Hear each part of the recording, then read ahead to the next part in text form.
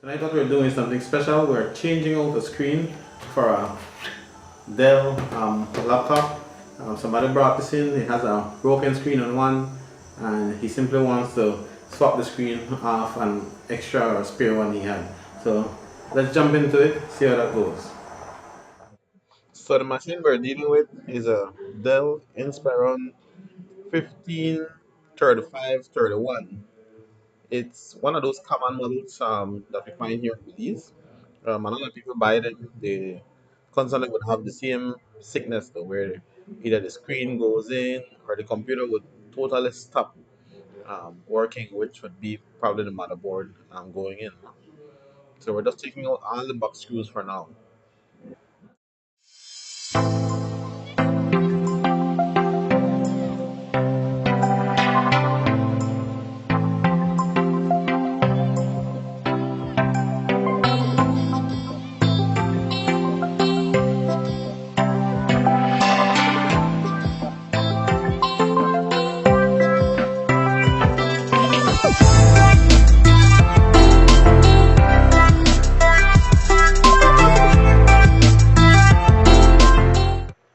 So one of the first thing I like to do is to just get that hard drive out so that we make sure that our client data is safe. It's not something that you want to play with. Um, Data loss can be very detrimental. So we get that out, we secure that one side, and so that we don't have to worry about that. That's one thing out of the way. So let's do that.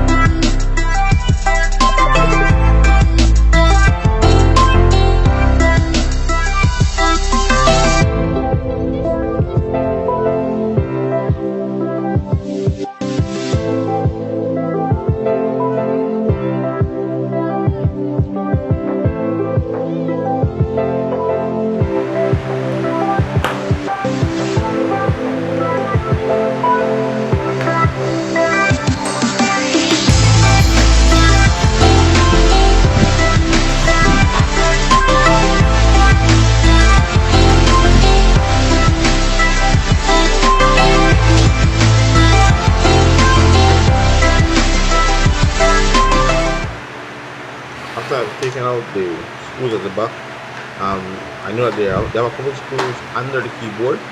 Now I also need to get out in order to pop that panel up. So I'm going to quickly remove the keyboard. It has a couple clips on top. So again, you notice that I'm using this screwdriver, a small sharp point screwdriver, to just quickly push back the pins and pull the keyboard out. Be careful because this gives a little bit of issues. You can damage some stuff while you try this. For a while there I thought the pins were at the bottom, but I know that they're at the top.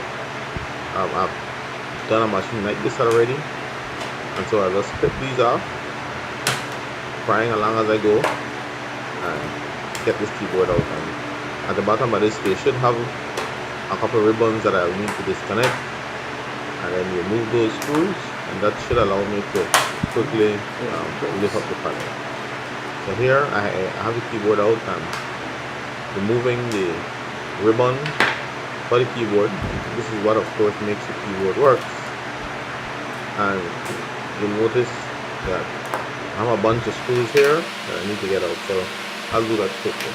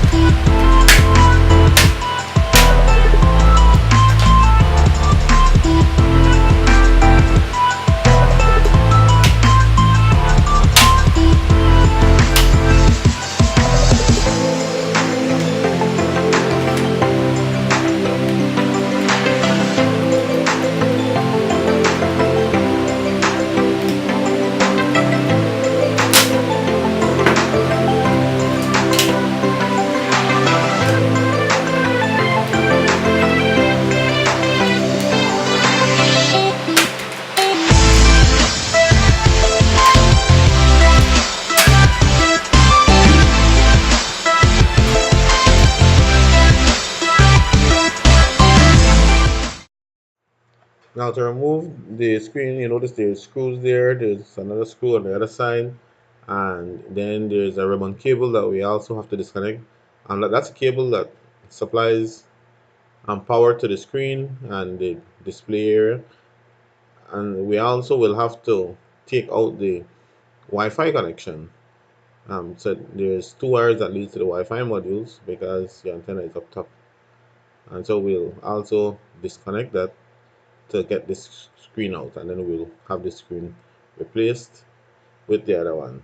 And again, remember that after this, it's just you reversing the process of putting on the other screen. But before this, I have to take off the other screen from the laptop that I'll be using. So there we have the screen off. We're working now to remove the other one, which is the same process, and place that onto this one because we're sure that this motherboard is working. So let's get the other screen here, the other computer that we're going to use as parts, and we'll carry over the same process on this to get our screen off. Alright, so we have both screens off. We have the laptop all taken apart. You can see the table is a mess. And the idea now is to take the screen that we took off, which we are assuming is good because I didn't even check that the other one comes on. And we're going to put it back onto the motherboard setup that works.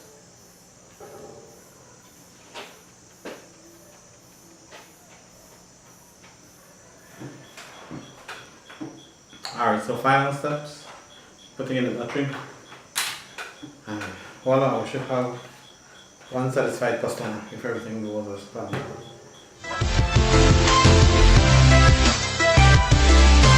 Found a charger, so here it is, screen, and it's working, so we're good to go.